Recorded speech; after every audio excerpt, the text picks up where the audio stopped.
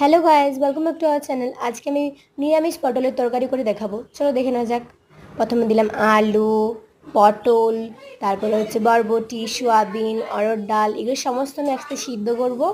দেখো তাহলে প্রথমে কি দেবো আমি। প্রথমে আমি কড়াইতে সরষের তেল দিয়ে দেব।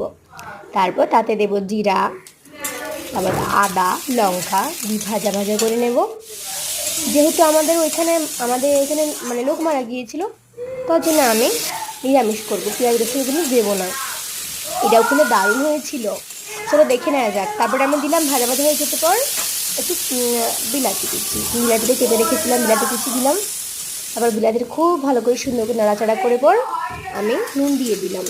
তারপর নুন দেওয়ার পর আরও ভালো করে সুন্দর করে নাড়াচাড়া করে নিচ্ছে, যাতে আমার বিলাতিটা ভালো করে সেদ্ধ হয়ে যায়। কারণ আমি আগের ভিডিওতে তোমাদেরকে বলেছিলাম যে বিলাতিতে নুন দিলে বিলাতিটা ভালো সেদ্ধ হয়। তারপর হলুদ গুঁড়া দিয়ে দিলাম, একে একে জিরা গুঁড়ো দিয়ে দিলাম।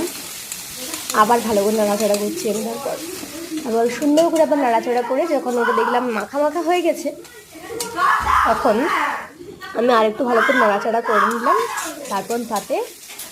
তারপর আমি একটু ক্যাপসিকাম কুচি যেটা আমি কেটে রেখেছিলাম সেটা আমি দেবো। কেটে রাখা ক্যাপসিকাম কুচিটা দিয়ে দিলাম। তারপর ভিজিয়ে রাখা সোয়াবিন ভালো করে চিপে জল বার করে দিয়ে দিলাম। তারপর সেগুলোকে সুন্দর করে একসাথে ম্যাগনেট করে একদম মিশিয়ে নিলাম।